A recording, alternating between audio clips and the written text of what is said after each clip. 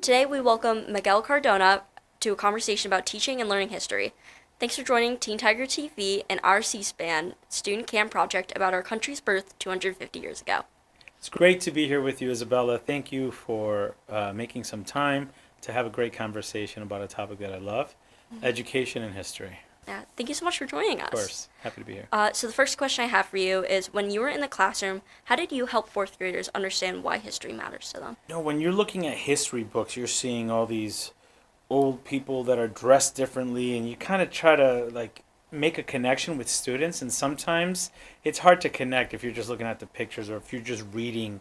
But when you reenact what they were doing, whether it was the Boston Tea Party or seeking independence, you try to connect it to what the students are experiencing in the classroom and make comparisons to what our forefathers were experiencing or what they were trying to do and what our students value, like independence, freedom, the ability to speak, the ability to pick a career that they want, those type of things. So you try to make it relevant to what they're experiencing in their lives. Oh, I love that. That's awesome. Yeah. Mm-hmm. Sometimes we would have debates. Oh. And the students would have to make a case why certain things in history were right or wrong. And it's just through the articulation of their values and what they think, it really comes to life. Mm-hmm. Yeah. Well, that's amazing. I love the idea about debates. I never really did those until further on in middle school and especially high school. The second question for you is, you've been a teacher, a principal, and now the former Secretary of Education. How's your view of the fourth grade history curriculum changed along the way? Well, I've been in schools pretty much since I was 5. So that was way back in the 1900s, And my experience as a fourth grade teacher, as I shared earlier, was great because we got to make it come to life. And then I was a school principal. It would be fascinating to see how teachers got creative to make history come to life. And then I was a district leader and then a commissioner of education for Connecticut. Mm-hmm. And we worked with lawmakers to try to provide curriculum opportunities for students to learn things that they maybe would not have learned, and then give districts the opportunity to implement it in a way that they can to make it come to life to students. And then at the federal level, to be honest with you, when I was serving in Washington, D.C., our job was really to promote the state and local district teaching based on the standards that they created. Our job was to make sure that all students had access to good education and funding to make sure that all schools have the tools that they need to be successful. Wow. I mean, how much of a difference was there from going from just state to federal? It was pretty big difference, because as a commissioner of education in Connecticut, I had more control of curriculum. In the role of Secretary of Education in Washington, D.C., those decisions are left to the states. And I think that's the way it should be, where states can decide how they implement curriculum. And that was one of the things that, as secretary, I made sure that I could have my opinions as a former teacher, but it's more important that the local folks decide what students are learning. Mm-hmm. In the education section that you're working in for the federal level, were there a lot of former teaching in in that education area, or was it more from different areas? You're saying working with me or previous secretaries? Working with you at the time. I had, it's funny because when I got to Washington, D.C., I wanted to make sure that we became a service agency. When I was a classroom teacher or school principal, the last thing I wanted was somebody in Washington, D.C. telling me how to do my job, especially if they never taught. So when I became secretary, it was really important to me to make sure that my team had people that really understood how to work the White House. Yeah. I had people that really understood how to work Congress, that knew the agency. I had over 4,000 employees there, so I needed people that knew how to work that agency. But it was really important for me that I hired teachers, school principals, superintendents, commissioners of education, because I wanted the people in Washington, D.C. to have a good understanding of what's actually happening in our classrooms. We even brought students in to give us their perspective on how we could do better. Wow, really? Yeah. What ages did you bring in? Well, high school and college level students, we had them regularly, and we had a youth summit, and we had hundreds of youth from high school and college from all over the country talking to us about the things that we should be thinking about, kind of like what we were talking about before when you Yeah. were in student council in middle school, Yeah. right? It's really important that we never lose sight of the voice of our students as we're thinking about policy and education. I think that's so important. That's amazing. I love that you guys had the students come in and speak. I think that's such an important key. They brought a lot of good energy too, Yeah. and better music than what we listened to. So for my third question, was there a moment in your own life when you realized history isn't just about the past, but how we understand ourselves in the present? Absolutely. You know, they say if you're not paying attention, history repeats itself. You know, I try to think about looking at history as valuable lessons. When this country was formed, it was formed on ideals, right? We've always tried to make a more perfect union, right? Yeah. And this is the greatest country in the world. It is. And I think what makes it special, it's an idea. Unlike most other countries, you can have people from different walks of life come together and chase that ideal. So looking back at our history, you could see where decisions were made to protect democracy. Yeah. Democracy is more important than any one person leading, any president, the democracy that we're all under. So looking at our history, we can remind ourselves how no matter what's happening in our current time, we should be striving for that ideal, that democracy that's going to outlast all of us. Yeah. And I think looking back at history, we also see some of the mistakes and sins that we've made as a country. And by looking at those things, slavery being one of them, we can say we have to do better. And we have to make sure that we chase those ideals for a more perfect union very intentionally and very openly. Teaching our students the good and the bad of our history helps make this country stronger. I mean, it sounds so funny, but there's always more than one perspective to everything. Absolutely. So I think it's so important that you have to teach both sides of that. Absolutely. The victory and the losses. Right, and they always say history is written by the victors, right? Oh, yeah. I So hear that there's all the always time. another perspective, and there's a perspective that oftentimes was silenced for many years, right? So seeking that and seeking kind of all different perspectives helps round out our history better, I think. Yeah. Oh, yeah, for sure. I mean, I hear that all the time. That's like, it's written by one person, and then you see these other perspectives from it. Right. So right, interesting. Right. For my fourth question, do you have any suggestions for how we can move from memorization to discovery from history in schools? Yeah, I think that's a good question. I mean, while I do think memorization has its place in some subjects, such as math and even history, Yeah. I do think application of concepts really are what shapes students' growth and development. I mentioned earlier debates, right? Yes. What if we were to have our students look at a perspective and argue both sides of the coin so that the students could make a better decision? What if we reenacted what it was like to live? I mean, you asked me about my experience when I was a fourth grade teacher, but I'm going to tell you my experience when I was a fourth grade student. Way back, I think it was like in the 80s. Yeah. I remember we visited Sturbridge Village. Remember that place? I You do. ever heard of it? Yeah. Have you ever been there? I've never been there, but I've heard Right. quite a bit about it. It really forced us to experience what it was like to live back then. And to understand that there was, no electricity, there was no refrigeration. The medicine that we take for granted today wasn't around back then. So, people died much earlier. And you get to experience that. And through experiencing that, you get to understand what history was like. And it really comes to life. Another thing that I remember when I was a student, I was a fifth grader at this time, we were studying colonial America.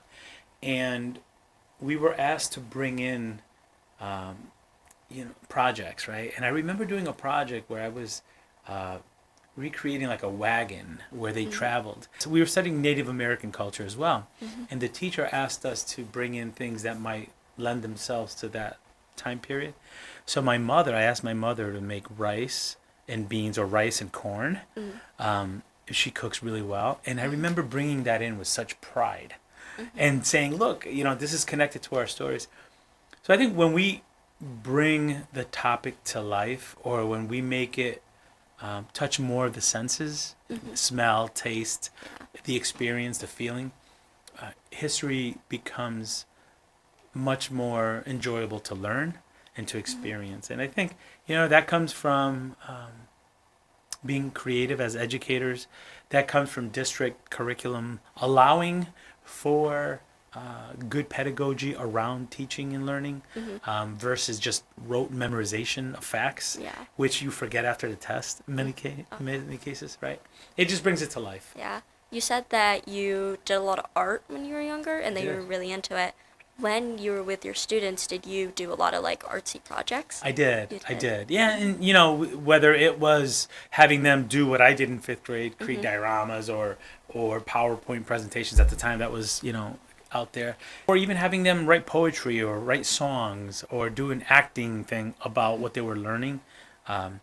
We were learning a little bit about the Iditarod when I was. Do you remember you ever heard of the Iditarod? I've heard of it, but I haven't really learned much. When I was teaching 4th grade, we read a book called Wood Song by Gary Paulson. And I'm teaching 4th grade. The book was written like at a 7th grade level. So it was really challenging for a lot of the students. But it was the story of the Iditarod, which is a sled race, a dog sled race in Alaska. So you have mushers that have a sled, and they have maybe 8 to 10 dogs that are pulling the sled. And I'm teaching in Meriden, and a lot of the students that I was teaching lived in Meriden their whole lives, so they've never been to Alaska. But the book was bringing it to life. And I was so fortunate that we were able to bring in an actual sled dog team to bring my students around the backyard of the school. And there were actual sled dogs in an actual sled that would be used, like in the Iditarod. Now, for a lot of these kids, that brought that book to life. That made the reading enjoyable. So when we can do that as educators, it makes the learning more hands-on, more fun, more enjoyable. And they're more motivated to do writing. They're more motivated to put on a show or a play about that. I definitely like to involve the arts. I think our students are very creative and they enjoy learning through multimodal approaches. Oh, yeah. I mean, the sled dogs, that's that was incredible. Fun. Wow. Yeah, that was fun. How did you guys manage to do that? I don't know. I remember meeting, there was actually a firefighter in Meriden who, he would do sled dog racing too, and I knew him, and I asked him about it, and he said, I know this lady that brings the dogs to the school. Do you want me to contact her? So we made that connection, and for about 2 to 3 years, every time I would finish that book, we would bring the sled dogs in. The students loved it. I have pictures of that to this day, it's some of the best experiences I've had as an educator my whole career. Wow, yeah, I mean, I'd be pretty excited if my teacher brought in a group of sled dogs. Sled dogs, yeah. Yeah. And then for my 5th question, is there a particular message you wish to share with people my age? Yeah, I do. There's a lot of opportunities for your generation to reinvent what education looks like. I was proud to hear that you were part of the student council. I am. I think you probably don't even realize the power that you have to shape what education looks like, not only in Wallingford, not only in Connecticut, but across the country. I have so much confidence that better days are coming because of your generation. Really? I do. I really do. And it's because I believe that our youth have so much to say. I often feel that our systems are not always designed to listen, but I do feel you have a lot to say. And quite frankly, I have more confidence in your generation than even my own. Wow. I do. There's no movement, Isabella, in this country that was successful without youth leading it. Now, if you look at history in our country, whatever, civil rights movement, even after some of the gun violence in our schools, we saw a movement made up of students that were in the school where there was gun violence, talking about safety in our schools. I wear a bracelet that was given to me by a 3rd grader, and it says Good Trouble. What's that Good mean? trouble was a term that was used by the late great Congressman John Lewis. He was a congressman for 17 terms. And he was a very important figure in the civil rights movement when Dr. Martin Luther King was alive and when they were fighting for equality, right? Congressman John Lewis was 25 years old when he crossed the Edmund Pettus Bridge in order to get freedom and equality for black people in Selma, Alabama. And he was young, 25, which might feel old to you, but that's young. He was young, and they carried on the ideals of democracy in a way that is inspiring. I wear this because he said sometimes you have to get into good trouble, you know, and he meant you have to do good things, right? But he was young. He was 25 when that happened. And I really feel that there's so much promise in this country, so much opportunity, and I think we can maximize it to the extent that we listen and we engage our youth. This is, you know, you're the ones that are going to be leading us, you know, not only today but in the future. So my message to youth, to answer your question, is to take advantage of opportunities to lead, to have your voice heard, to engage and be a part of the system if you want it to improve. Wow, that's so much insight. Yeah. Just, wow. I don't know, it just reminds me some rules are meant to be broken. Well, no, I don't want you to get in trouble as the Oh, no, say, well, but... you know, Dr. Cardona told me. But you create your future. There was remember I was telling you I liked art in high school? Yes. So my teacher's name was Linda Ransom, Mrs. Ransom. I was fixing cars at Wilcox, loved it, great experience. But I loved the arts. And I was painting a painting, like a little watercolor painting. And I was like maybe, how old are you? 15. Okay, I was like 16. So there was like different people from different backgrounds, different ethnicities. I had someone from the United States, someone that was black. I had someone that was from like Middle Eastern, someone from Asia. And then on the top, I said, we are all one race, the human race. That was my way of communicating the importance of celebrating differences and coming together despite having differences, right? That, as a 16-year-old, I would paint that. And Ms. Ransom said to me, you know, Miguel, would you consider making that a bulletin board in the cafeteria? She saw something in my artwork that I was trying to say something. I was so proud to have that put in the cafeteria, and then the newspaper did a story about that. I was so excited, yeah. Really? And that same teacher, 6 months later, asked me to consider becoming a teacher. And I guess my story is not special. I'm not special. There are millions of students in this country with so much potential to do good things that just need a little tap on the shoulder. Linda Ransom gave me a tap. And that's why when I'm getting interviewed by you, you're 15. At 15, I wouldn't interview anyone. I'd be scared. I would be nervous to do this. So what I'm saying is the potential is limitless, Isabella. And I'm excited to see what you do and what your peers do to chase a more perfect union. The ideals of this country. I'm blessed to come from Meriden and be able to make decisions in the White House. But that's the American story. That's the American story. Every child in this country has that opportunity. And I think, we're fortunate to live in the United States. We're fortunate to have public education where every child has access to education, unlike some countries. Wealthy to get education. Because education system, and it was giving me the opportunity to dream big. I had teachers that made me dream big, And the education you're getting at Lyman Hall is great, and you have the opportunity to, flex that leadership muscle and continue to grow and chase your dreams. Thank you so much for coming out here and doing this interview with me.